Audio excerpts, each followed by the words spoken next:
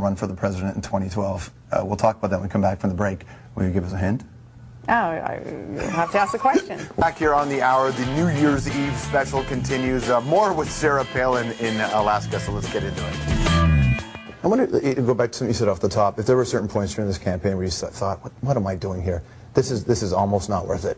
No, never thought that, and still don't think that today, even though after the campaign, after it wrapped up, it hasn't been easy since then. You know, coming back to Alaska has been wonderful, and it's where I need to be. It's where I belong. But still on a national level, some of the criticism that has come up with, and distortion of my record, that's what kind of kills me. That part's not easy, but never has it been so difficult that I've ever said, what the heck am I doing?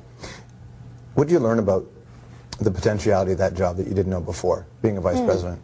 Well, in running with John McCain, I learned it's all about your partner. And John McCain was ready, willing, able to entrust me with some great tasks in front of me. He wanted me to work on energy independence for our country, and that's right up my alley. That's my baby, is energy. He wanted me to work on transformation of government, and that's what I did in the state of Alaska also, putting government back on the side of the people, getting back to the basics. And then also he tasked me with working with the families in our country who have children with special needs, because that too is what I live every day, and honored to get to be tapped into for those particular missions. So it's all about who your president would be and what they trust you with. Did you? And I only ask this because, I mean, obviously on a much smaller scale, I'll get it. Everybody gets criticism, they get praise, they get criticism. You're never as good as they say you are, you're never as bad as they say you are. But there are moments where sometimes with any criticism of you, people are right. There's always, sure. And everything. And I wonder if you ever thought a moment when it started to pile up on you at a certain point, did you look around and go, maybe I am unqualified for this, maybe I shouldn't be in this position at this point? No, absolutely not. Did I ever feel that I was unqualified? No. Had I thought that, I would not have said yes to the challenge in front of me. I don't know how one could actually be qualified to be the vice president. It seems like there's going to be a gap one has to pick up anyway. Well, there are these hypothetical questions thrown at a VP candidate and at a presidential candidate also, where those hypotheticals really can never be answered in terms of what will you do if such and such happens. And we faced a lot of that, and I don't know, maybe some people didn't like my answers that I gave, but hypotheticals that were thrown our way left and right, very kind of ridiculous to even try to answer, but it does get at your answer at the heart of who you are, what you stand for, and the process that you would go through in making a decision in those positions. I imagine too, doing this is you kind of almost have to willingly suspend your own disbelief and put walls up and put your head down and kind of barrel through a project, because the outside world can be pretty overwhelming, just as a human being.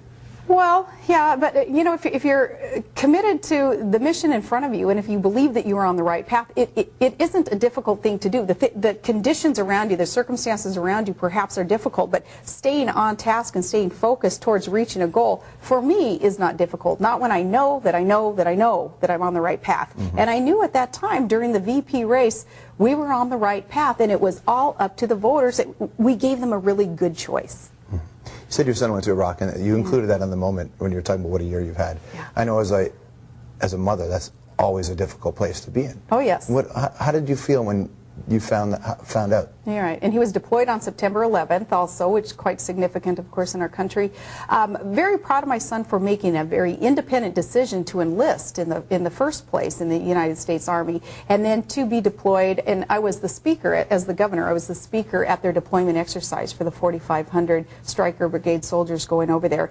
And, you know, I had to bite my lip a couple of times through it as I talked about praying for God's grace and protection over our soldiers, and for them to be successful in their mission, because I'm like, man, that's my baby out there too, whom I'm speaking about and speaking to. And now at this point, of course, part of my heart is over there also with him in Iraq. So that is why too, what the United States new administration, Obama's administration, wants to usher in terms of plans for the war, to win the war in Iraq and in Afghanistan, to win this war against the terrorists. It's so important to me, because not just as a politician, but as a mom, you know, I'm living the concerns also, wanting to make sure that we do have victory, that our soldiers will return safe and sound and with honor. Last question. You had mentioned earlier that you don't even know if politics is where you can make your best impact in the end.